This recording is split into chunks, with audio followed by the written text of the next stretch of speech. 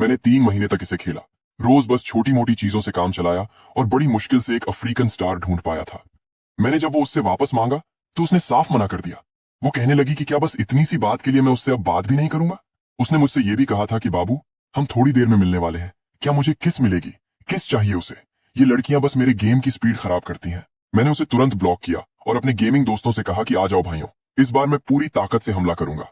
उधर वो एयरपोर्ट पर परेशान होकर सोच रही थी कि हम कब मिल रहे हैं, और जब उसे पता चला कि मैं अभी भी ऑनलाइन गेम खेल रहा हूं तो उसने गुस्से में मुझे टाइप किया कि बाबू, ये सब क्या है, तुमने मुझे ब्लॉक क्यों किया, क्या मैंने कुछ गलत किया जो तुम नाराज हो। पर मेरे दिमाग में तो बदला चल रहा था। मैंने उससे पूछा कि क्या तुम्हें हमारी पहली मुलाकात याद है। उसने खुश होकर कहा कि हाँ, बिल्कुल याद है, तब तुमने मुझे वो अफ्रीकन स्टार गिफ्ट किया था। ये सुनते ही मेरा खून खौल गया। मैंने कहा कि तुम्हारी हिम्मत कैसे हुई ये बोलने की। तुमने माइक पर कहा था कि तुमने वो पहली बार देखा है। तुमने गिड़गिड़ाकर मुझसे बस एक बार देखने के लिए मांगा था, और जब मैंने तुम्हें दिखाया तो तुमने उसे हड़प लिया। क्या तुम इसे गिफ्ट कहती हो।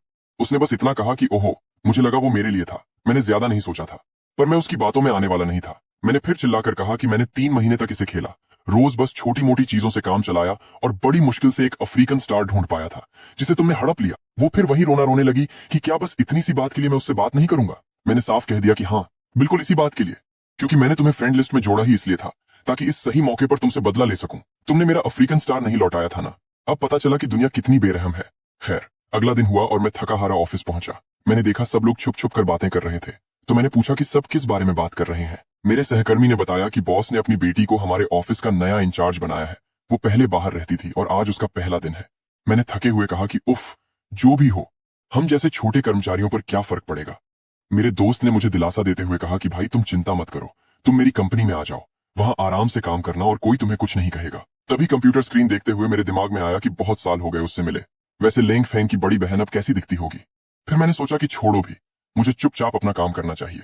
शाम के 5 बजते ही मैं निकलने वाला था कि तभी सहकर्मी लड़की फाइल लेकर आई और बोली कि अभी अभी नए बॉस का मैसेज आया है। उन्होंने कहा कि तुम्हारी टीम का प्रपोजल अधूरा है और तुम्हें इसे फिर से ठीक करना होगा। मैं चौंक गया और बोला कि पर मैं ही क्यों। उसने कहा कि ये नए बॉस का सीधा आदेश है, उन्होंने खास तौर पर तुम्हें ओवरटाइम करने को कहा है। मुझे बहुत गुस्सा आया और मैंने कहा कि पहले ही दिन कोई ऐसे ओवरटाइम कराता है क्या। ये नई बॉस पक्का कोई चिड़चिड़ी उम्रदराज औरत होगी जिसका कोई बॉयफ्रेंड नहीं है, जो बस अपने कर्मचारियों को परेशान करके मजे लेती है। तभी मैंने सहकर्मी लड़की को अजीब हरकत करते देखा तो पूछा कि क्या हुआ, सर्दी लग गई क्या। पर तभी पीछे से एक आवाज आई कि वो चिड़चिड़ी और उम्रदराज औरत जिसके बारे में तुम बात कर रहे थे, क्या वो मैं हूँ। मैंने पलट कर देखा तो मेरे होश उड़ गए। मैंने घबरा कर कहा कि बॉस, आप यहाँ कैसे। उसने सख्त लहजे में कहा कि ऑफिस में मुझे मेरे पद से बुलाओ। मैंने तुरंत हाथ जोड़कर मक्खन लगाया कि जी बिल्कुल मैम, मैं आपके बारे में भला ऐसा क्यों कहूंगा, मैं तो आपकी बहुत इज्जत करता हूँ। अगर मेरे पास आपकी तस्वीर होती तो मैं उसे अपने कमरे में लगा लेता। उसने मुझसे पूछा कि अच्छा, तो तुम अभी किसके बारे में बोल रहे थे। मैंने बहाना बनाया कि मैं तो गेम के एक दोस्त की बात कर रहा था, जो हमेशा मुफ्त की चीजें चाहता है और मुझसे मिलने की जिद कर रहा था। बिल्कुल लालची इंसान है, देखते ही पता चल जाता है कि उसे बस ध्यान चाहिए।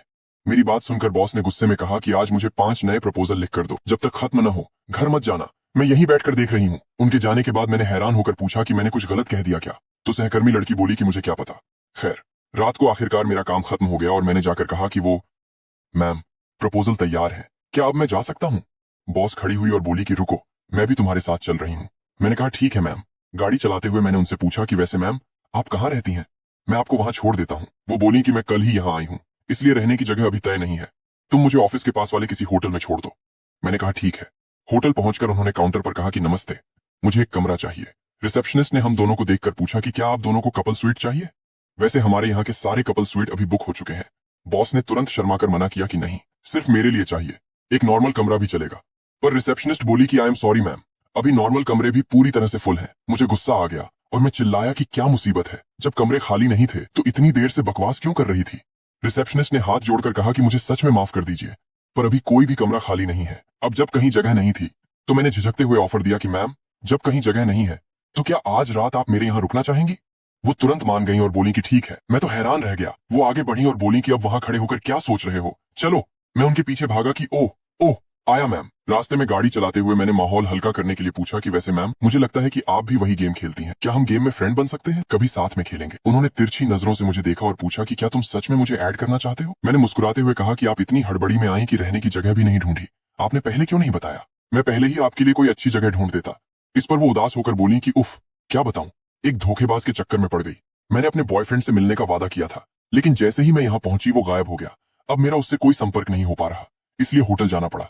ये सुनकर मैंने गुस्से का नाटक किया कि वो तो सच में बहुत बड़ा धोखेबाज है, उसने मेरी बॉस को धोखा दिया, मुझे उसका नाम बताइए जरा। बॉस ने मुझसे पूछा कि अगर तुम्हें पता चल गया तो तुम क्या करोगे।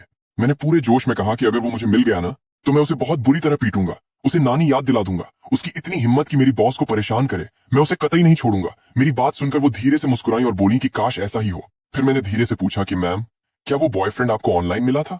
उन्होंने कहा कि हूं, हम गेम के जरिए मिले थे और 6 महीने से बात कर रहे थे। मैंने पूछा कि क्या वो भी इसी गेम का था, तो वो बोली कि हाँ, और उसने मुझे एक अफ्रीकन स्टार भी गिफ्ट किया था। ये सुनते ही मेरे होश उड़ गए और मैंने जोर से ब्रेक मारा। मैंने खुद को संभाल कर कहा कि वो अफ्रीकन स्टार तो वाकई बहुत कीमती चीज है। तो आप लोग काफी समय से साथ थे।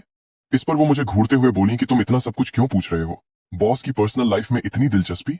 मैंने बात टाली कि नहीं नहीं, मैं तो बस ये सोच रहा था कि वो धोखेबाज कौन हो सकता है। तब उन्होंने एक रहस्यमयी मुस्कान के साथ कहा कि तुम्हें बहुत जल्द पता चल जाएगा। मैं डर गया कि इसका क्या मतलब है, मुझे जल्द कैसे पता चलेगा। खैर, हम मेरे घर पहुंचे और उन्होंने मुझसे पूछा कि क्या तुम घर पर हमेशा गेम खेलते रहते हो। मैंने झेंपते हुए कहा कि कभी कभार खेल लेता हूँ, थोड़ा बिखरा हुआ है, बुरा मत मानिएगा। फिर मैंने कहा कि मैम आप बैठिए, मैं आपके लिए बगल वाला कमरा साफ कर देता हूँ।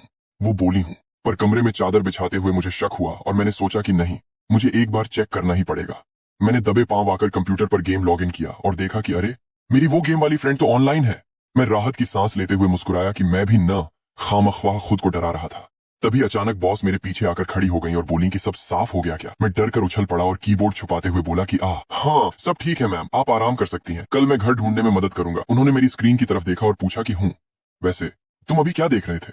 मैंने झूठ बोला कि कुछ नहीं मैम, बस इंटरनेट स्क्रॉल कर रहा था। वो पास आई और बोली कि सच में, मुझे तो लगा तुम्हारी स्क्रीन पर अभी कोई गेम खुला हुआ था। मैंने दोनों हाथ हिलाकर मना किया कि नहीं नहीं, बिल्कुल नहीं, आपको कोई गलत फहमी हुई है, आप अभी तक सोई नहीं। वो बोली कि हूँ, नींद नहीं आ रही थी। तो मैंने मुस्कुराकर ऑफर दिया कि तो मैम, क्या मैं भी आपके साथ गेम में शामिल हो जाऊं, हम साथ खेलेंगे। उन्होंने गेम रोका और मेरी तरफ गंभीरता से देखकर पूछा कि क्या तुम सच में मेरे साथ खेलना चाहते हो। मैंने खुश होकर कहा कि बिल्कुल मैम, आपके साथ गेम खेलना तो मेरे लिए सम्मान की बात होगी। उन्होंने पूछा कि तुम्हारी आईडी क्या है। मैं सोच में पड़ गया कि बाप रे, अगर ये वही निकली तो।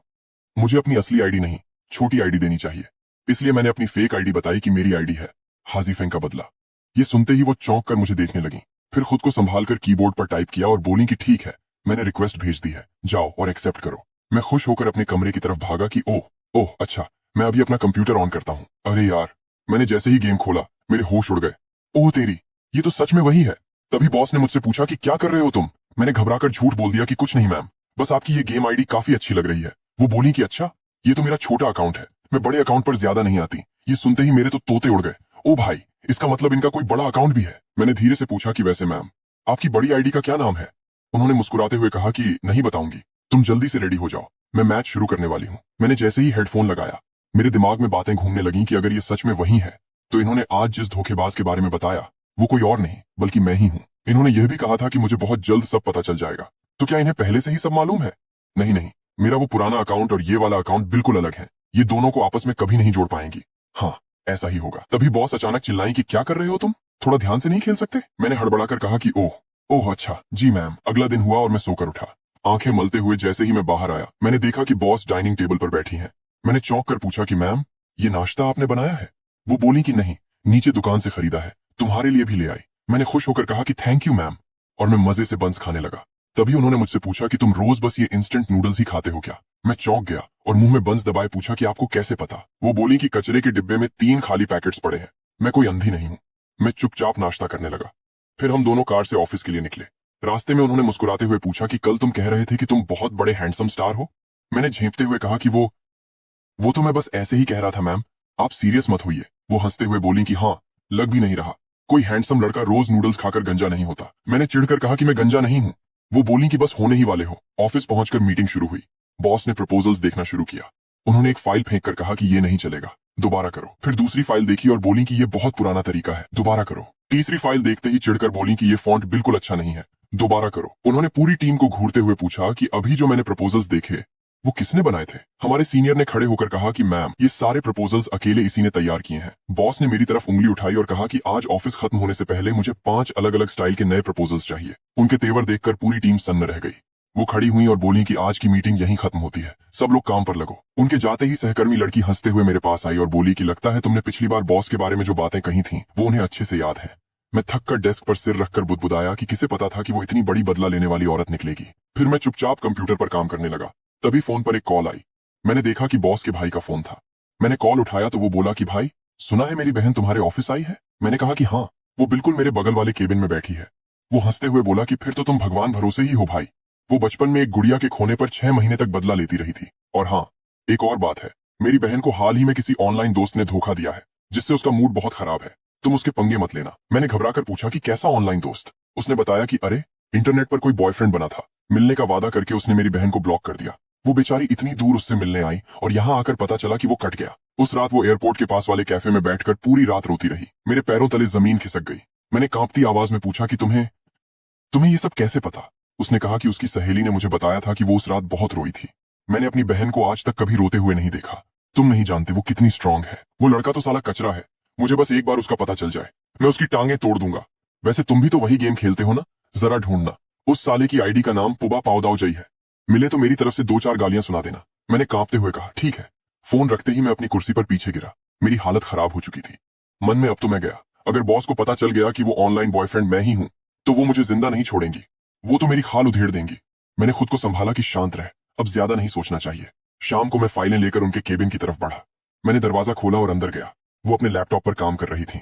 उन्होंने बिना देखे कहा कि फाइल टेबल पर रख दो। मैंने फाइल रखते हुए कहा कि जी मैम, प्रपोजल तैयार है। मैं जाने लगा तो उन्होंने कहा कि जरा रुको। मैं पलटा और डरते हुए मुस्कुराया कि जी मैम, और कोई हुक्म? उन्होंने मुझे घूरते हुए कहा कि कल तुम कह रहे थे कि अगर तुम्हें पता चल जाए कि मुझे धोखा देने वाला वो लड़का कौन है, तो तुम क्या करोगे? मेरी घिघी बंध गई। मैंने अटकते हुए कहा कि उसे उसे पीटूंगा मैम, उसे मजा चखा दूंगा। वो अपनी कुर्सी से उठकर मेरे करीब आईं और रहस्यमयी ढंग से मुस्कुराकर बोली कि अच्छा, पर क्या होगा अगर वो लड़का कोई और नहीं, बल्कि तुम ही हो? मेरा गला सूख गया। मैंने हंसने की कोशिश की कि मैम, आप भी क्या कह रही हैं? उन्होंने मेरी आंखों में आंखें डालकर कहा कि मैंने कहा, अगर वो धोखेबाज कोई और नहीं, तुम ही हो तो? मैंने अपना सिर खुजलाते हुए कहा कि मैम, आप मजाक मत कीजिए। मैं भला ऐसा कैसे कर सकता हूं? वो मुस्कुराई और कंप्यूटर स्क्रीन की तरफ इशारा करके बोली कि अच्छा, तो फिर मुझे ये समझाओ कि तुम्हारे कंप्यूटर की स्क्रीन पर शैलुओ वूशेंग नाम के फ्रेंड की चैट हिस्ट्री का फोल्डर क्या कर रहा है? मेरा चेहरा सफेद पड़ गया। मन में ओह तेरी, इसने मेरे कंप्यूटर को कब हैक कर लिया? मुझे पहले ही सारा डेटा डिलीट कर देना चाहिए था। वो आराम से मेरी कुर्सी पर बैठ गई। मेरी सिट्टी पिट्टी गुम थी। वो मुस्कुराते हुए बोली कि अब दो अपनी सफाई। मैंने हाथ जोड़कर कहा कि वो मैम, आप मेरी बात सुनिए। वो गुस्से में बोली कि कहो। मैंने डरते हुए कहा कि इस सब की शुरुआत आपकी तरफ से हुई थी। आपने ही तो गेम में मेरा वो अफ्रीकन स्टार चुराया था। उन्होंने अपने बाल पीछे किए और आंखों से घूरते हुए पूछा कि और फिर? मैंने अपनी आंखें बंद की और सच उगल दिया कि फिर मैंने आपसे बदला लेने के लिए आपको फ्रेंड लिस्ट में ऐड किया, आपसे प्यार का नाटक किया, मिलने का बहाना बनाया, और ये सब सिर्फ इसलिए किया ताकि जब आप सबसे ज्यादा खुश हों तो मैं आपको ब्लॉक करके वो दर्द दे सकूं जो मुझे हुआ था। ये सुनकर उनका चेहरा गुस्से से लाल हो गया। मैंने हाथ आगे बढ़ाकर कहा कि पर मैम, मुझे कसम से नहीं मालूम था कि वो लड़की आप ही थीं, और मुझे तो बिल्कुल अंदाजा नहीं था कि आप इस बात पर रो पड़ेंगी। वो गुस्से में टेबल पर हाथ मारकर खड़ी हुई और चिल्लाई कि किसने कहा कि मैं रोई थी? मैं डर कर पीछे हटा और धीरे से बोला कि वो लेंगे फेंग ने बताया था। उन्होंने गुस्से में अपने दांत भींचे और मुक्का मारकर कहा कि उस बड़े मुंह वाले को तो मैं देखूंगी। मैं तुरंत 90 डिग्री झुक गया और गिड़गिड़ाने लगा कि ma'am, I am really sorry. मुझसे बहुत बड़ी भूल हो गई। मुझे आपके इमोशंस के साथ ऐसा खिलवाड़ नहीं करना चाहिए था। मुझे लगा था कि वो कोई अनजान लड़की है। अगर मुझे जरा भी अंदाजा होता कि वो आप हैं, तो मैं सपने में भी ऐसा नहीं करता। उन्होंने चश्मा ठीक किया और साफ कहा कि बहुत हुआ, अब तुम बाहर जाओ। मैंने सहम कर कहा मैम, तो वो चिल्लाकर बोली कि मैंने कहा बाहर जाओ। मैं चुपचाप सिर झुकाकर केबिन से बाहर आ गया। जैसे ही मैं अपनी डेस्क पर बैठा, बॉस के भाई का फिर से कॉल आया। उसने पूछा कि भाई, सुना है मेरी बहन ऑफिस में किसी पर चिल्ला रही थी। वो कौन है? कहीं तुम तो नहीं? मैंने रोनी सूरत बनाकर कहा कि भाई, मैं तो गया, मुझसे बहुत बड़ी गलती हो गई। मुझे तुमसे कुछ जरूरी बात करनी है, जरा शांत होकर सुनो। उसने कहा कि हाँ बोलो। मैंने गहरी सांस ली और कहा कि असल में वो पुबा पावदावजई मैं ही हूं। ये सुनते ही फोन के दूसरी तरफ से वो पागलों की तरह चिल्लाया कि ओह तेरी, मैं तेरी जान ले लूंगा साले। पूरा ऑफिस मेरी तरफ देखने लगा। मैं अपनी सीट पर डर के मारे दुबक गया। मैंने फोन पर रोते हुए कहा कि भाई, मेरी बात तो सुनो, मुझे नहीं पता था कि वो तुम्हारी बहन है। उधर से वो चिल्लाता रहा कि मैं अभी ऑफिस आ रहा हूं और तेरी टांगे तोड़ दूंगा, और उसने फोन काट दिया। मेरा फोन हाथ से छूट गया। मैं पूरी तरह बर्बाद हो चुका था। मन में अब तो मेरा ये दोस्त भी गया। तभी ऑफिस का दरवाजा खुला और वो गुस्से में 2 गार्ड्स को लेकर अंदर आया। उसने पूरे ऑफिस में मुझे ढूंढा और गुस्से में चिल्लाया कि ये शैन। वो मेरे पास आया और दहाड़ा कि तुम बाहर निकलो अभी। तभी केबिन का दरवाजा खुला और बॉस बाहर आई। उन्होंने गुस्से में पूछा कि ये क्या बकवास है? उनका भाई बोला कि दीदी, आप बीच में मत आइए, आज तो मैं इसे नहीं छोड़ूंगा, मैं इसे मजा चखा कर रहूंगा। बॉस ने उसे घूरते हुए पूछा कि वजह? वो बोला कि वजह, दीदी, आपको गेम में धोखा देने वाला साला यही है। ऐसे नीच इंसान को तो अभी सबक सिखाना चाहिए। मैं अपनी डेस्क पर डर के मारे टाइप करने का नाटक करने लगा। बॉस ने गुस्से में अपने भाई की तरफ देखा और चिल्लाई कि तुम अपना मुंह बंद करो। फिर पूरे ऑफिस की तरफ देखकर बोली कि सब लोग क्या देख रहे हैं, अपने काम पर वापस जाओ। उन्होंने अपने भाई का हाथ पकड़ा और केबिन की तरफ खींचते हुए कहा कि अंदर चलो। फिर मेरी तरफ मुड़कर बोली कि और तुम भी अंदर आओ। मेरे पैरों तले जमीन खिसक गई। मन में अब तो मैं सच में गया, बात बहुत ज्यादा बिगड़ चुकी है। मैं डरते डरते केबिन के अंदर गया और दरवाजा बंद कर दिया। बॉस ने हाथ बांधकर अपने भाई से कहा कि इस मामले को मैं खुद देखूंगी, तुम इसमें बीच में मत पड़ो। उनका भाई गुस्से में बोला कि दीदी, आप इसे इतनी आसानी से कैसे छोड़ सकती हैं। बॉस ने अपनी आंखें बड़ी की और सख्त आवाज में कहा कि मैंने कहा ना, मैं संभाल लूंगी। उनका भाई मेरे पास आया। उसने गुस्से में अपने दांत भींचे और मुझे धमकी देते हुए कहा कि अगर तूने मेरी दीदी को दोबारा परेशान करने की कोशिश की तो मैं तुझे इस शहर में रहने लायक नहीं छोड़ूंगा, याद रखना। मैंने घबराकर हाथ जोड़े कि नहीं भाई, अब ऐसा कभी नहीं होगा, बिल्कुल नहीं होगा। वो गुस्से में दरवाजा पटक कर बाहर चला गया। मैंने डरते हुए कहा कि वो, मैम, मैं हर सजा भुगतने के लिए तैयार हूं, आप जो कहेंगी मैं वो करूंगा, बस मुझे माफ कर दीजिए। उन्होंने मुस्कुराते हुए मेरी तरफ देखा और पूछा कि कुछ भी करोगे। मैंने आंखें बंद की और हिम्मत जुटाकर कहा कि हाँ मैम, कुछ भी। वो अपनी कुर्सी पर पीछे झुकी और मुस्कुराते हुए बोली कि तो ठीक है, आज से तुम मेरे पर्सनल ड्राइवर हो, रोज मुझे ऑफिस लाओगे और घर छोड़ोगे। मैंने कहा ठीक है। वो आगे बोली कि और रोज दोपहर को मेरे लिए लंच लेकर आओगे, और हाँ, रोज खाना अलग होना चाहिए, कुछ भी रिपीट नहीं होना चाहिए। मैंने कहा ठीक है। वो मेरे करीब आई और हाथ बांधकर बोली कि और हर रात तुम मेरे साथ गेम खेलोगे, जब तक मैं ऑनलाइन हूं, तुम गेम बंद नहीं कर सकते, समझे। मैंने कहा ठीक है। वो फिर एक शातिर मुस्कान के साथ बोली कि और सबसे जरूरी बात, तुम्हें मुझे गेम के अंदर पूरे 1000 अफ्रीकन स्टार गिफ्ट करने होंगे। ये सुनकर मेरे होश उड़ गए। मैंने हकलाते हुए कहा कि 1000? फिर कड़क आवाज में पूछने लगी, ये काम तुमसे क्यों नहीं हो सकता।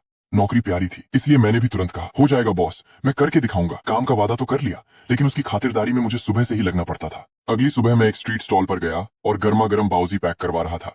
वहां की आंटी मुझे रोज देखती थी, इसलिए हंसकर बोली, फिर से अपनी गर्लफ्रेंड के लिए ब्रेकफास्ट ले जा रहे हो। मैंने मुस्कुराकर कहा, नहीं आंटी, ये तो मेरी बॉस के लिए है। ब्रेकफास्ट लेकर मैं सीधे उसके घर पहुंचा। दरवाजा खुलते ही उसकी नजर बाउजी पर गई और उसके चेहरे पर हल्की मुस्कान आ गई। आज ब्रेकफास्ट में बाउजी? उसने पूछा। मैंने कहा, जी बॉस, पिछली बार आपने कहा था कि आपको ये पसंद है। इसके बाद हम ऑफिस के लिए निकल गए।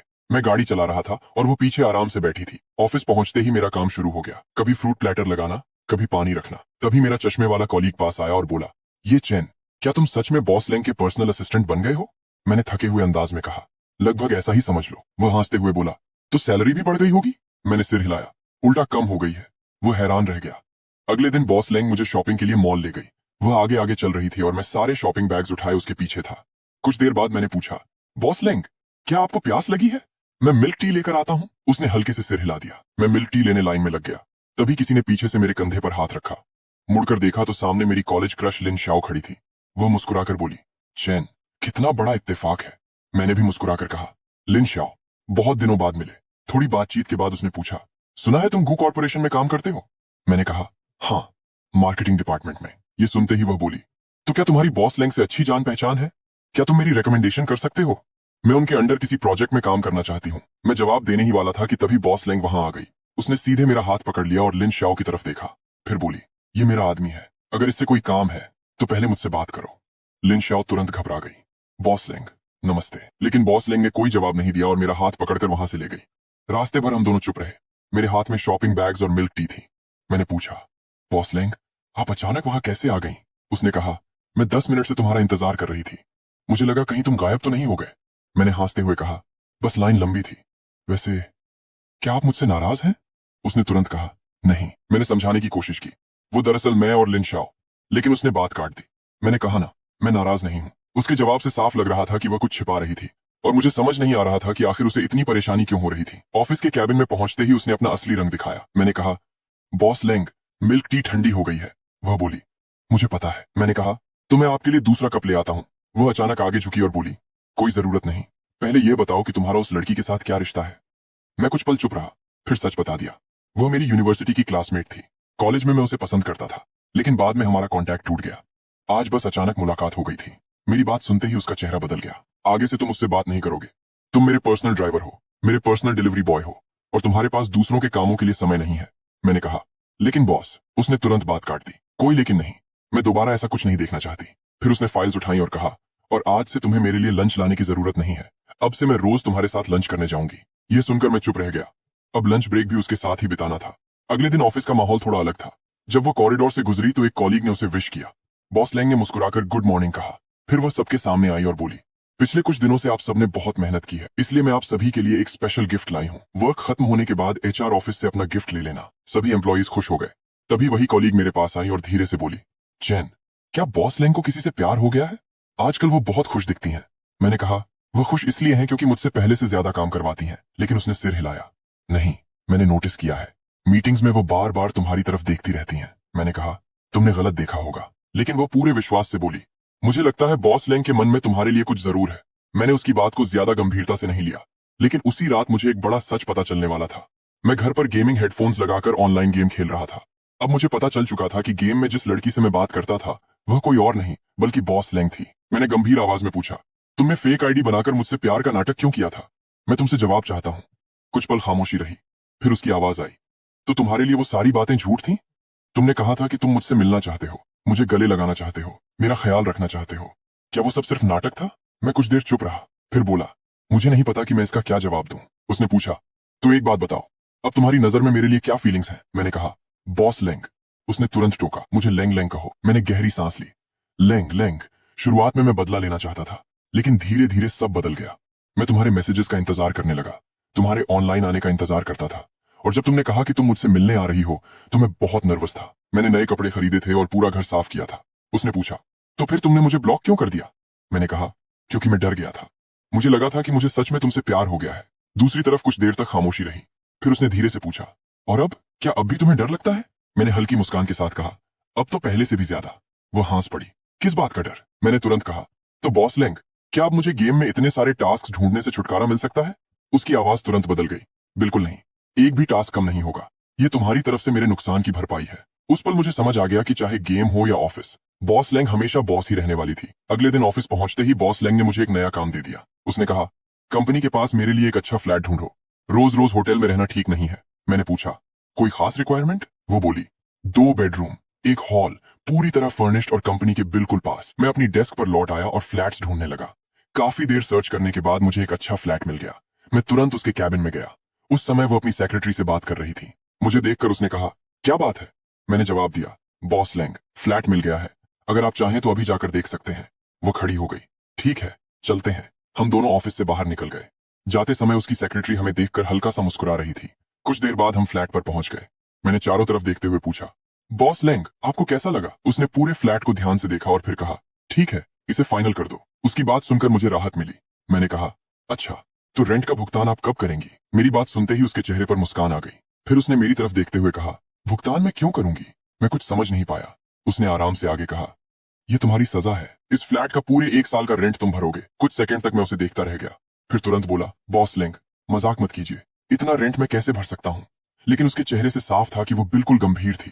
तभी उसने मेरी तरफ देखा और एक ऐसी बात कह दी जिसकी मुझे बिल्कुल उम्मीद नहीं थी। वह बोली, सुनो, अपना सामान पैक करो और मेरे साथ इसी फ्लैट में शिफ्ट हो जाओ। उसकी बात सुनकर मैं कुछ पल के लिए चुप रह गया। एक तरफ मैं पूरे 1 साल का रेंट भरने वाला था और दूसरी तरफ वह मुझे अपने साथ रहने के लिए कह रही थी। मेरी प्रतिक्रिया देखकर वह थोड़ा असहज हो गई, फिर तुरंत बोली, ज्यादा मत सोचो, मेरा मतलब सिर्फ इतना है कि अगर तुम यहीं रहोगे तो मेरे काम बेहतर तरीके से संभाल पाओगे। आखिर तुम मेरे पर्सनल ड्राइवर और असिस्टेंट हो। हम दोनों उसी समय शिफ्ट होने की तैयारी में लग गए। मैंने अपना सामान गाड़ी में रखा और फिर हम दोनों नए अपार्टमेंट की तरफ निकल गए। वहां पहुंचकर उसने प्रॉपर्टी के सारे डॉक्यूमेंट्स चेक किए, उन पर साइन किए और अपार्टमेंट की चाबी अपने पास रख ली। पूरे दिन की भागदौड़ के बाद मुझे लगा कि अब वो मुझे फिर से बाहर खाना लाने के लिए भेजेगी, लेकिन इस बार उसने मुझे हैरान कर दिया। जब उसने खाना टेबल पर लगाया और मैंने पहला निवाला खाया तो मैं सच में प्रभावित हो गया। मैंने उसकी कुकिंग की खुलकर तारीफ की। मेरी बात सुनकर वो हल्का सा मुस्कुराई। फिर उसने बताया कि विदेश में पढ़ाई के दौरान उसने खुद अपने लिए खाना बनाना सीखा था। खाना खाते खाते मैंने मजाक में कहा, बॉस, भविष्य में जो भी आपसे शादी करेगा वो बहुत भाग्यशाली होगा। मेरी बात सुनते ही वह कुछ पल के लिए चुप हो गई। उसने नजरें झुका ली और जैसे किसी सोच में खो गई। लेकिन असली हलचल अगली सुबह हुई। हम दोनों जैसे ही लिफ्ट से बाहर निकले, हमेशा की तरह लोगों की फुसफुसाहट शुरू हो गई। लेकिन मेरी नजर सीधे सामने खड़े चू जिहाओ पर पड़ी। सफेद सूट पहने वह सीधे मेरे सामने आकर खड़ा हो गया। फिर ठंडे लहजे में बोला, आगे से लेंग शुए से थोड़ा दूरी बनाकर रखना। उसकी बात सुनकर मैं कुछ कह पाता, उससे पहले बॉस लेंग बीच में आ गई। उन्होंने सख्त आवाज में कहा, बस करो शूजिहाओ। शूजिहाओ हल्की मुस्कान के साथ वहां से चला गया, लेकिन माहौल थोड़ा भारी छोड़ गया। कैबिन में पहुंचने के बाद मुझसे रहा नहीं गया। मैंने पूछा, बॉस लेंग, वो कौन था? उन्होंने अपनी कुर्सी पर बैठते हुए कहा, शूजिहाओ, मेरे डैड ने उसे यहाँ वाइस प्रेसिडेंट बनाकर भेजा है। कॉलेज में वो मेरे साथ पढ़ता था। उनकी बात सुनकर मैं कुछ देर चुप रहा, फिर पूछ ही लिया, तो क्या आप दोनों काफी करीब हैं? मेरी बात सुनते ही उनके चेहरे पर हल्की मुस्कान आ गई। उन्होंने मेरी तरफ देखा और पूछा, तुम ये सब क्यों जानना चाहते हो? मैं तुरंत नजरें चुराने लगा और बात बदलने की कोशिश करने लगा। तभी बिना नॉक किए शूजिहाओ फिर कैबिन में आ गया। बॉस लेंग ने उसे टोकते हुए कहा, अंदर आने से पहले नॉक करना सीखो। उसने औपचारिक माफी मांगी और बोला, आज शाम 7 बजे एक बिजनेस कॉकटेल पार्टी है। तुम कंपनी में नहीं हो, इसलिए तुम्हें मेरे साथ चलना चाहिए। प्रोफेशनल कारणों से बॉस लेंग ने पार्टी में जाने की बात मान ली, लेकिन जब उसने कहा कि वो उन्हें पिक करने आएगा तो उन्होंने साफ मना कर दिया। जरूरत नहीं है, मैं खुद आ जाऊंगी। शू जिहाओ के जाने के बाद मेरा मन और भी बेचैन हो गया। मैं कैबिन से बाहर निकलकर कॉरिडोर में आ गया। तभी मेरे फोन पर बॉस लेंग के छोटे भाई का कॉल आया। उसने पूछा, क्या शू जिहाओ कंपनी में आ गया है? मैंने हाँ कहा तो वो तुरंत बोला, उससे सावधान रहना। कॉलेज में उसने 3 साल तक मेरी बहन का पीछा किया था, लेकिन दीदी ने कभी उसे भाव नहीं दिया। हमारी मॉम उसे सिर्फ इसलिए पसंद करती हैं क्योंकि वह अमीर परिवार से है। मैं ध्यान से उसकी बात सुनता रहा। फिर उसने कहा, और अब मुझसे यह मत कहना कि तुम्हें मेरी दीदी में कोई दिलचस्पी नहीं है। पिछली बार दीदी सिर्फ तुम्हारी वजह से रोई थी। अगर तुम अब भी उनकी फीलिंग्स नहीं समझ पा रहे हो तो सच में बहुत बड़े बेवकूफ हो। अच्छे से संभालना, रखता हूं। उसने फोन काट दिया। मैं परेशान होकर काम कर रहा था। तभी सहकर्मी लड़की आई और बोली, क्या हुआ? कीबोर्ड को इतने जोर से क्यों पीट रहे हो? मूड खराब है क्या? मैंने कहा, नहीं तो। वो मुस्कुराई। झूठ मत बोलो, तुम्हारी नाराजगी चेहरे पर साफ दिख रही है। और वो चली गई। मैं सोच में डूबा था। तभी अचानक बॉस पीछे आकर बोली, क्या सोच रहे हो? मैं चौंक गया। बॉस, आप पार्टी में नहीं गई? वो बोली, अभी जा रही हूं। तुम भी सामान समेटो और मेरे साथ चलो। मैंने पूछा, मुझे भी आना होगा? वो मुस्कुराई। बिल्कुल, तुम मेरे ड्राइवर जो हो। मैंने कहा, अच्छा। रास्ते में मैंने उनसे पूछा, मैम, वो लड़का, क्या पहले आप दोनों का कोई रिश्ता था? वो बोली, हाँ, वो मेरे पीछे पड़ा था। मैं समझ गया, ये तो उसके भाई ने भी बताया था। बॉस ने पूछा, वैसे तुम्हें वो कैसा लगा? मैंने कहा, ठीक ही है, हैंडसम है, अमीर है। बॉस ने पूछा, तो क्या मुझे हाँ कर देना चाहिए? मैंने तुरंत मना किया, नहीं, आपको मना कर देना चाहिए, वो बहुत बनावटी लगता है। वो मुस्कुराई, हाँ, पर वो तुमसे ज्यादा बदला लेने वाला तो नहीं है। मैं घबरा गया, मैम, वो बस एक गलतफहमी थी, बार बार वो बात मत लाइए। वो धीरे से मुस्कुराई। गाड़ी रोककर मैंने कहा, मैम, हम पहुंच गए। वो बोली, ठीक है, उतरो। हम हॉल में गए। मैं थोड़ा नर्वस था। तभी सामने से वो सोने जैसे बालों वाला लड़का मुस्कुराता हुआ आया। लेंग शुए, तुम यहाँ कैसे?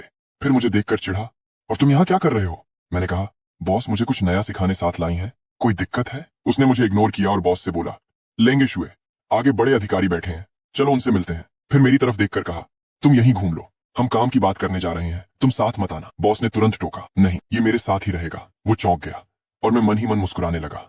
वो चिढ़कर सोचने लगा कि ये मामूली लड़का इसके किस काम का है। आज की 20 मिलियन की डील इसी बात पर टिकी है। बॉस ने साफ कहा, मैंने कह दिया, वो मेरा आदमी है, मैं उसे साथ लाई हूं तो मेरी अपनी वजह है। वो लड़का झल्लाया, ठीक है, पर इसे कहो शांत रहे, हम आगे बढ़े। बॉस ने हाथ मिलाया। नमस्ते सर, एक अधिकारी ने कहा। मुझे उम्मीद नहीं थी कि बॉस इतनी युवा होंगी। तभी मेरी नजर दूसरे पर पड़ी। वांग अंकल। वो मोटे अधिकारी चौंके, अरे छोटे शैन, तुम यहाँ? मैं सिर खुजलाने लगा। वो, मैं बॉस के साथ काम से आया हूँ।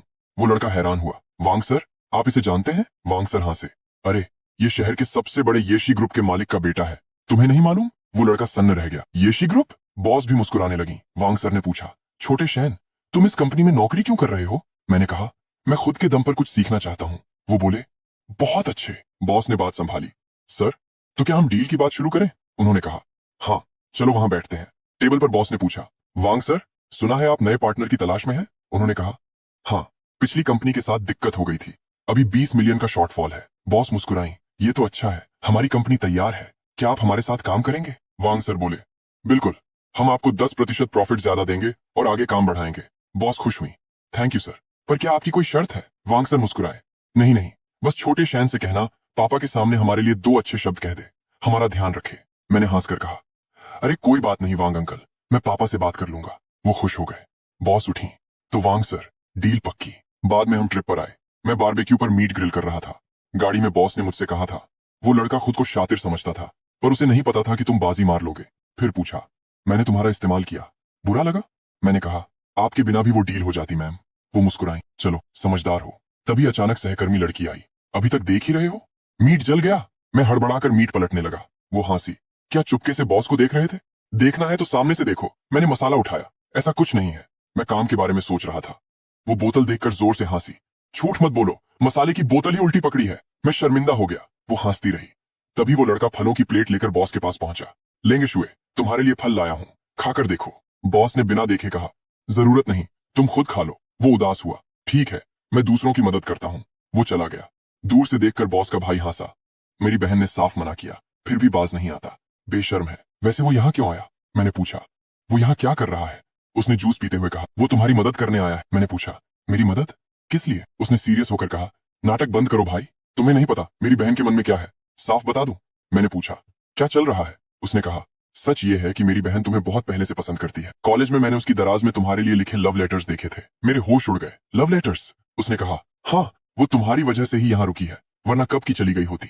वो सिर्फ तुम्हारे लिए यहाँ है। फिर उंगली उठाकर बोला, अगर अब भी कदम नहीं उठाया तो उसे हमेशा के लिए खो दोगे। मैंने पूछा, पर क्यों?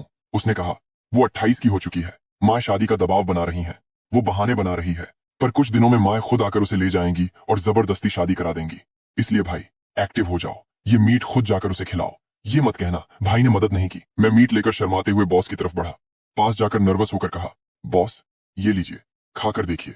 उन्होंने खाया, स्वाद चखा, फिर मुस्कुराई।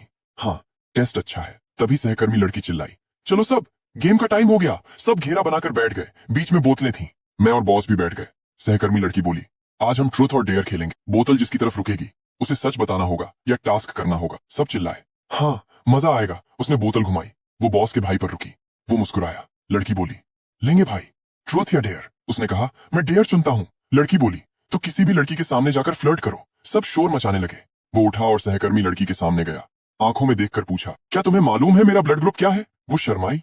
ए पॉजिटिव? उसने मुस्कुराकर कहा, नहीं, तुम मेरी मनपसंद हो। सब जोर से हंसने लगे। लड़की चिल्लाई, भागो यहां से। सब मजे ले रहे थे। लड़की बोली, चलो अब अगला नंबर। बोतल घूमी और बॉस की तरफ रुकी। सब शांत हो गए। लड़की बोली, बॉस। बॉस मुस्कुराई, कोई बात नहीं, मैं ट्रूथ चुनती हूँ। पूछो। लड़की ने नर्वस होकर पूछा, मैम क्या आपकी लाइफ में कोई ऐसा है जिसे आप पसंद करती हैं? सब देखने लगे। बॉस ने मेरी तरफ देखा और मुस्कुराई, हाँ है। बॉस ने मेरी आंखों में देखकर कहा, मैं उसे बहुत लंबे समय से पसंद करती हूँ, बस उसे अंदाजा ही नहीं है। लड़की बीच में आई, वाह, पता नहीं वो खुशकिस्मत कौन है। खैर, अगला राउंड। बोतल घूमी और मेरी तरफ रुकी। सब हंसने लगे। मैं घबरा गया। लड़की बोली, शैन तुम्हारी बारी, ट्रूथ या डेयर? मैंने बॉस की तरफ देखा। मैं ट्रूथ चुनता हूँ। लड़की ने पूछा, तो बताओ, क्या तुम भी किसी को पसंद करते हो? मेरे हाथ पांव कांपे। हाँ करता हूँ। सब चिल्लाए, कौन है, नाम बताओ। लड़की ने सबको शांत किया। रुको, एक एक करके। शैन, क्या वो लड़की अभी यहाँ मौजूद है? मैंने बॉस को देखा। हाँ यही है। लड़की ने पूछा, क्या तुमने कभी उसके साथ अकेले डिनर किया है? मैंने कल का दिन याद किया। हाँ किया है। लड़की ने पूछा, क्या तुमने उसे कोई गिफ्ट दिया है? मैंने उस अफ्रीकन स्टार को याद किया। हाँ समझो दिया ही है।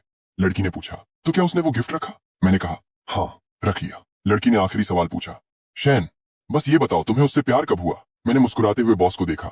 मुझे खुद नहीं मालूम कब हुआ, पर हाँ मैं उससे बहुत प्यार करता हूँ। बॉस ने शर्माकर आंखें बंद कर ली। सब चिल्लाने लगे और वो लड़का गुस्से में टिश्यू पेपर फाड़ने लगा। लड़की ने ताली बजाई। चलो अगला राउंड। बोतल घूमी और फिर मेरी तरफ आई। सब हंसे। मैं हैरान रह गया। लड़की बोली, आज तुम्हारा दिन खराब है शैन, इस बार तुम्हें डेयर करना होगा। तैयार हो? मैंने कहा, हाँ। उसने फोन देखा, तो तुम्हारा डेयर ये है कि तुम्हें अपने राइट साइड बैठी लड़की की आंखों में पूरे 30 सेकंड तक देखना होगा। तभी उसने अचानक अपने फोन में टाइमर चालू किया और एक अजीब सी शर्त रख दी। उसने कहा कि तुम्हारे दाहिनी तरफ जो भी खड़ा है तुम्हें पूरे 30 सेकंड तक बिना पलक झपकाए उसकी आंखों में देखना होगा। अब यार, मेरे दाहिनी तरफ कोई आम लड़की नहीं, बल्कि मेरी कड़क बॉस गू लेंगशुए खड़ी थी। ये सुनते ही मेरी तो सिट्टी पिट्टी गुम हो गई।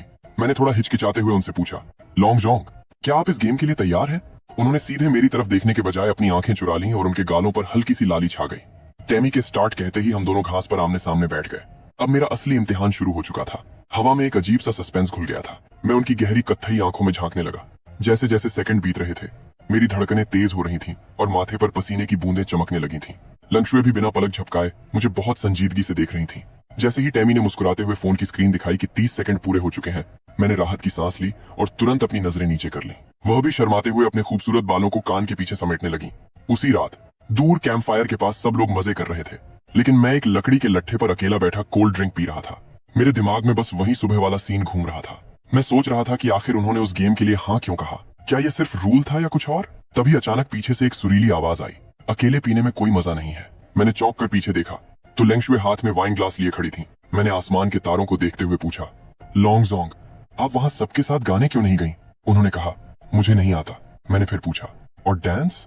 उन्होंने फिर मना कर दिया। इस पर मैंने उत्सुकता से पूछ लिया, तो फिर आप ऑफिस के बाद आखिर करती क्या हैं? वो थोड़ा और मेरे करीब झुकती हैं और अपनी उस कातिलाना मुस्कान के साथ कहती हैं, गेम्स खेलती हूँ और तुम्हें परेशान करती हूँ। उनकी इस बेबाकी पर मैं बस मुस्कुराकर यही कह पाया, आप सच में बहुत ईमानदार हैं। इसके बाद हम दोनों आग के सामने बैठ गए। अचानक उन्होंने मुझसे पूछा, ये चैन, क्या तुमने आज जो बातें कही थी वो सच थी? मैंने हैरान होकर पूछा, कौन सी बातें? उन्होंने अपना वाइन ग्लास मेरे चेहरे के करीब लाया और सीधे मेरी आंखों में देखते हुए कहा, वो सच जो तुमने ट्रूथ एंड डेयर में कहा था कि तुम्हें कोई पसंद है। क्या तुम जानते हो कि मैं आज जिसके बारे में बात कर रही हूँ वह कौन है? मेरी धड़कनें फिर से बढ़ गईं। मैंने घबरा कर पूछा, कौन? और उन्होंने कुछ नहीं कहा। वह धीरे धीरे मेरे चेहरे के बिल्कुल करीब आने लगी। मेरी आंखें फटी की फटी रह गईं। हमारी सांसें आपस में टकराने लगीं और हम बिल्कुल करीब आ चुके थे कि तभी हमारा वही कबाब में हड्डी दोस्त जेडन बीच में कूद पड़ा और चिल्लाया, तुम दोनों यहाँ क्या कर रहे हो? हम दोनों झटके से पीछे हट गए। जेडन शरारत से उंगली दिखाकर हंसने लगा, कहीं तुम दोनों? लेंगशुए का गुस्सा तो 7वें आसमान पर पहुंच गया। वह गुस्से से लाल होकर चिल्लाई, अपना मुंह बंद रखो। जादेन डरकर अपना मुंह छुपाने लगा और हाथ हिलाते हुए बोला, ठीक है, तुम दोनों जारी रखो, और वहां से भाग गया। माहौल फिर से शांत हुआ तो उन्होंने थोड़ा उदास होकर मुझसे पूछा, तुम पर मेरे अभी कितने अफ्रीकन स्टार्स बाकी हैं? मैंने मुस्कुराते हुए कहा, अभी भी 992 बाकी हैं। उन्होंने गहरी सांस लेकर कहा, ये बहुत धीमा है। मैंने पूछा, तो फिर आप क्या चाहती हैं? वो अचानक खड़ी हो गई और बोली, मैं चाहती हूँ कि तुम इसे किसी और तरीके से चुकाओ। मैंने पूछा, किस तरीके से? और इससे पहले कि मैं कुछ समझ पाता, वो मेरे पास झुकती हैं, मेरे चेहरे को अपने हाथों में लेती हैं और सीधे मेरे होठों को चूम लेती हैं। मेरी आंखें खुली की खुली रह गईं और मैं इस अचानक मिले सरप्राइज से पूरी तरह सुन्न हो गया। तभी अचानक मेरी आंख खुली और मैं अपने बिस्तर पर उठकर बैठ गया। मैंने अपने होठों को छुआ और उस खूबसूरत पल को याद करके मुस्कुराने लगा। तभी बगल में रखे फोन पर मैसेज की घंटी बजी। लेंगशुए का मैसेज था, क्या तुम सो गए? मैंने तुरंत टाइप किया, अभी नहीं। वो भी अपने बिस्तर पर लेटी हुई फोन देख रही थी। उन्होंने पूछा, क्या दिन में तुमने जिस इंसान के बारे में कहा था वो मैं हूँ? मेरे गाल लाल हो गए और मैंने लिख दिया, हाँ। उन्होंने फिर पूछा, तो क्या तुम जानते हो कि मैं आज किसके बारे में बात कर रही थी? मैंने लिखा, हाँ मुझे पता है, लेंगफेंग ने मुझे सब बता दिया था। ये पढ़ते ही वो चिढ़ गई और मैसेज किया, जब तुम्हें पता है कि मैं तुम्हें पसंद करती हूँ तो तुम खुद मुझसे इजहार क्यों नहीं करते? मैंने थोड़ा गंभीर होकर लिखा, मुझे डर लगता है क्योंकि पिछली बार उस अफ्रीकन स्टार वाले वाकये की वजह से मुझ में तुम्हारा सामना करने की हिम्मत नहीं थी। ये देखकर उनके चेहरे पर एक प्यारी सी मुस्कान आ गई। फिर उन्होंने टाइप किया, हमारी मिस अब तुम्हें खुद को सुधारने का एक मौका दे रही हैं। मैंने उत्सुकता से पूछा, कैसा मौका?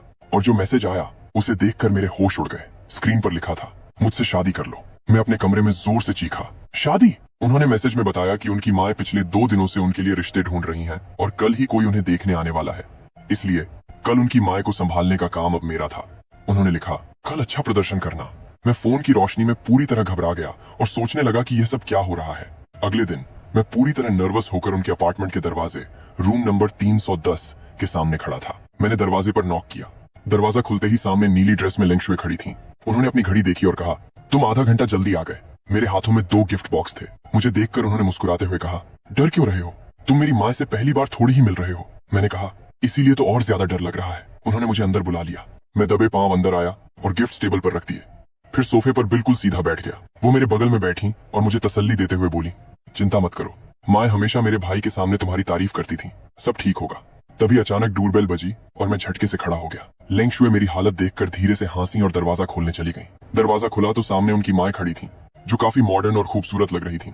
उन्होंने लेंगशुए को थोड़ा डांटते हुए कहा, इतनी देर से दरवाजा क्यों खोला? अंदर क्या कर रही थी? लेकिन जैसे ही उनकी नजर मुझ पर पड़ी, उनका गुस्सा तुरंत गायब हो गया। वह खुशी से बोली, स्याओ ये तुम यहाँ क्या कर रहे हो? मैंने तुरंत हाथ जोड़कर कहा, नमस्ते आंटी, बहुत दिनों बाद देखना हुआ। वह खुश होकर अंदर आई और मुझे ऊपर से नीचे तक देखते हुए बोली, स्याओ ये तो और भी ज्यादा हैंडसम हो गया है। मैंने भी मुस्कुराते हुए कहा, आंटी आप अभी भी बहुत जवान दिखती हैं, मैं तो पहचान ही नहीं पाया। वह खुश होकर मेरा हाथ पकड़ लेती हैं और कहती हैं, तुम थोड़े पतले हो गए हो, क्या काम का बहुत प्रेशर है? मैंने मुस्कुराकर कहा, नहीं आंटी सब ठीक है। वह मुझे खींचकर सोफे पर बैठा लेती हैं और मेरा हाथ अपने हाथों में लेकर पूछती हैं, स्याओ ये तुम आजकल किस कंपनी में काम कर रहे हो? मैंने जवाब दिया, ग्यू कॉर्पोरेशन के मार्केटिंग डिपार्टमेंट में। ये सुनकर वह चौंक गई और लेंगशुए की तरफ देखकर बोली, लेंगशुए तो क्या ये तुम्हारा जूनियर है?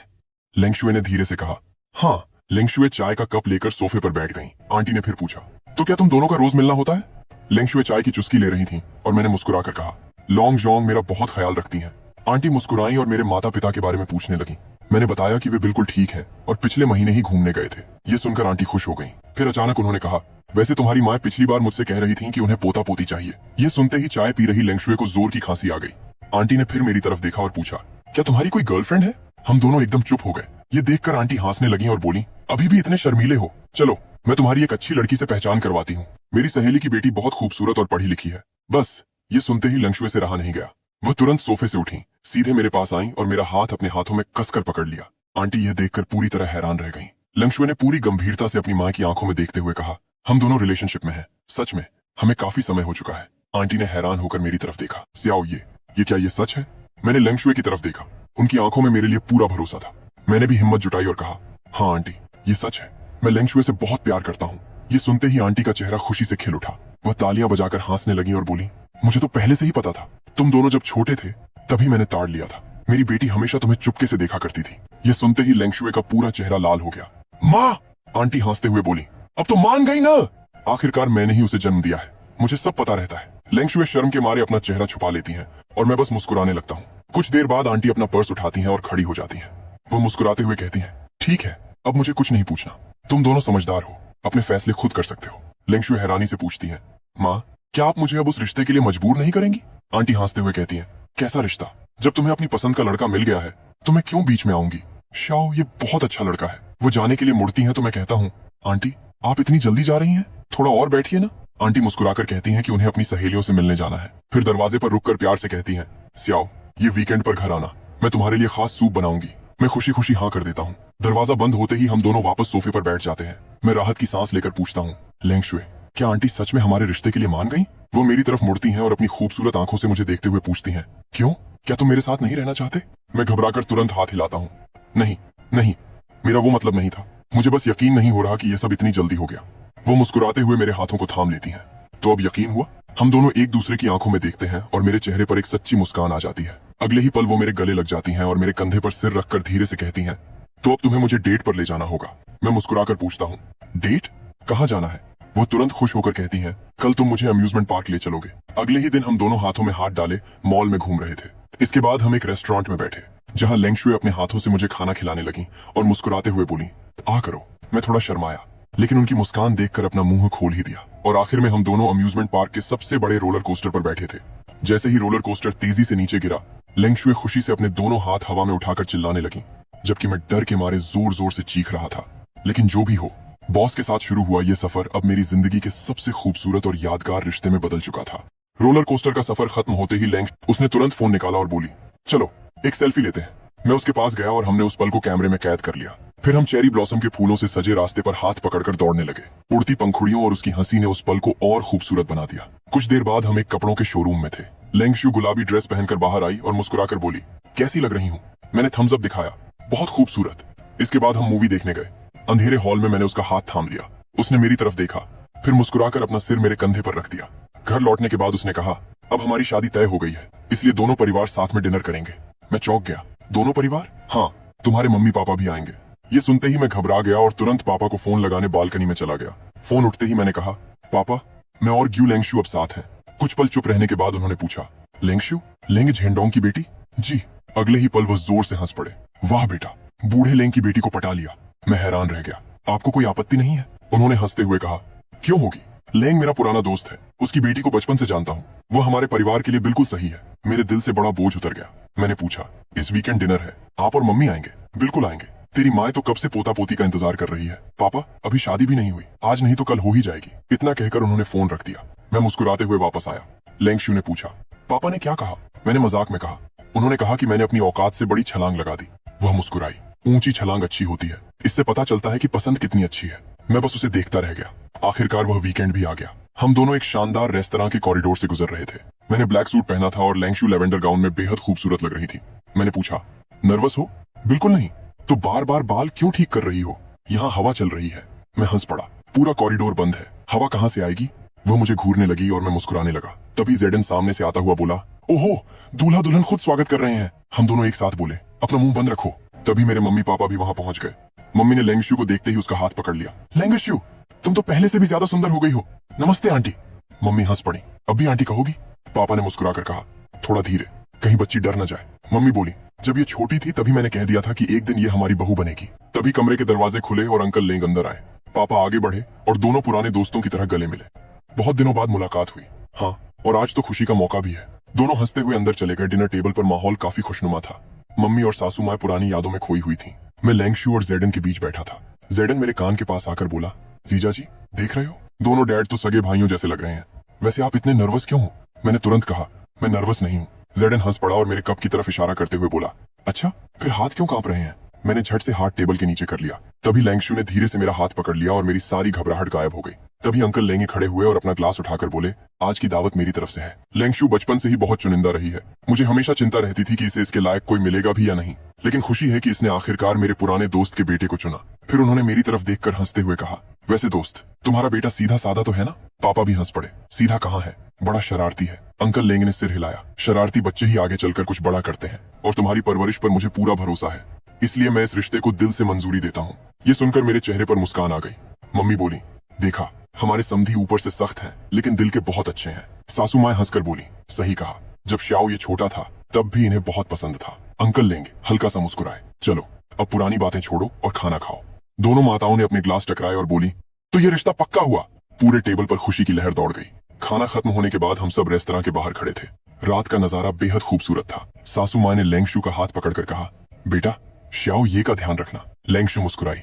मम्मी मैं रखती हूँ, मम्मी ने तुरंत कहा, और उस पर ज्यादा रौब मत झाड़ना। ये सुनकर सब हंस पड़े। फिर लेंगशु ने मेरी तरफ देखा और बोली, वह मुझसे डरता नहीं, बस मेरी इज्जत करता है। मम्मी ये सुनकर और खुश हो गई। तभी अंकल लेंगे मेरे पास आए और कंधे पर हाथ रखकर बोले, श्याओ ये मेरी बेटी का हमेशा ख्याल रखना। अगर उसे कभी दुख दिया तो मुझसे बुरा कोई नहीं होगा। उनकी आवाज सख्त थी लेकिन आंखों में एक पिता का प्यार साफ दिख रहा था। मैंने सिर हिलाकर कहा, मैं हमेशा उसका ख्याल रखूंगा। फिर मैं उन्हें गाड़ी तक छोड़ने गया। मैंने कहा, अंकल लेंगे। वो मुस्कुराए। अभी भी अंकल? मैं थोड़ा झिझका, फिर बोला, डैड। ये सुनते ही वो जोर से हंस पड़े। उन्होंने एक लाल लिफाफा मेरी तरफ बढ़ाया। इसे रख लो, मेरी तरफ से शगुन है। मैंने मना करना चाहा लेकिन उन्होंने कहा, जब डैड दे रहे हैं तो बिना बहस के रख लो। आज से मेरी बेटी की जिम्मेदारी तुम्हारी है। मैंने पूरे भरोसे से कहा, आप चिंता मत कीजिए, मैं उसे हमेशा खुश रखूंगा। गाड़ियां धीरे धीरे वहां से रवाना हो गईं। जेडन ने अपनी कार की खिड़की से सिर निकालकर चिल्लाया, जीजा जी याद रखना शादी में बेस्ट मैन मैं ही बनूंगा। मैंने हंसते हुए कहा, ठीक है भाई, अब निकलो यहाँ से। वो हंसता हुआ चला गया। अब वहां सिर्फ मैं और लेंगशु रह गए थे। हम दोनों सड़क के किनारे धीरे धीरे चलने लगे। स्ट्रीट लाइट की रोशनी में हमारे साए एक दूसरे से जुड़े हुए लग रहे थे। मैंने उसका हाथ थामकर पूछा, लेंगशु क्या ये सब सच में हो रहा है? मुझे अभी भी सपना लग रहा है। उसने मेरी तरफ देखा और मुस्कुराकर बोली, तुम फिर शुरू हो गए? मैंने कहा, बस यकीन नहीं हो रहा। उसने अचानक मेरे हाथ पर हल्का सा पिंच किया। आह ये क्या था? वो हंस पड़ी। दर्द हुआ? हाँ। तो फिर ये सपना नहीं है बुद्धू। हम दोनों चलते चलते नदी के किनारे बने ब्रिज पर पहुंच गए। नीचे पानी में शहर की रोशनियां चमक रही थीं। धीरे से बोली, 10 अक्टूबर। मैंने उसकी तरफ देखा और मुस्कुराकर कहा, हाँ, लेकिन अब मुझसे इंतजार नहीं हो रहा। उसने शरारती अंदाज में पूछा, किस बात का? मैं उसके करीब आया और बोला, तुम्हें हमेशा के लिए अपनी दुल्हन बनाने का। यह सुनकर उसके चेहरे पर हल्की सी मुस्कान आ गई। वक्त तेजी से बीत गया और देखते ही देखते शादी का दिन करीब आ गया। एक दिन मैं ब्राइडल बुटीक में खड़ा था। तभी चेंजिंग रूम का पर्दा खुला और लेंगशु सफेद वेडिंग गाउन में बाहर आई। उसे देखते ही मैं कुछ पल के लिए वहीं रुक गया। वह किसी परी से कम नहीं लग रही थी। उसने मुस्कुराकर पूछा, कैसी लग रही हूँ? मेरी जुबान से बस इतना निकला, बहुत खूबसूरत। वो शर्मा कर मुस्कुरा दी। फिर मेरे पास आकर बोली, चलो अब शादी करते हैं। मैंने उसका हाथ पकड़ लिया और मुस्कुराकर कहा, चलो। आखिरकार वह खास दिन भी आ गया। चर्च सफेद फूलों और रोशनी से सजा हुआ था। चारों तरफ मेहमान बैठे थे और माहौल खुशियों से भरा था। मैं और लेंगशु हाथों में हाथ डाले रेड कारपेट पर आगे बढ़ रहे थे। हर तरफ तालियां गूंज रही थीं। जेडन भी पूरे जोश में खड़ा होकर हमारा हौसला बढ़ा रहा था। हम दोनों वेदी के सामने आकर रुक गए। लेंगशु ने मेरी आंखों में देखा। उसकी आंखों में खुशी के आंसू चमक रहे थे। उसने धीमी आवाज में पूछा, ये चेन, आज के बाद तुम मुझे कभी अकेला नहीं छोड़ोगे ना? मैंने उसके आंसू पोंछते हुए कहा, कभी नहीं। अब मेरी पूरी जिंदगी तुम्हारे साथ है। अगले ही पल पादरी के आशीर्वाद के बीच हमने अपने रिश्ते को हमेशा के लिए स्वीकार कर लिया और हमारे नए सफर की शुरुआत हो चुकी थी। बॉस और कर्मचारी के रिश्ते से शुरू हुई यह कहानी अब हमेशा के लिए प्यार और विश्वास के बंधन में बदल चुकी थी।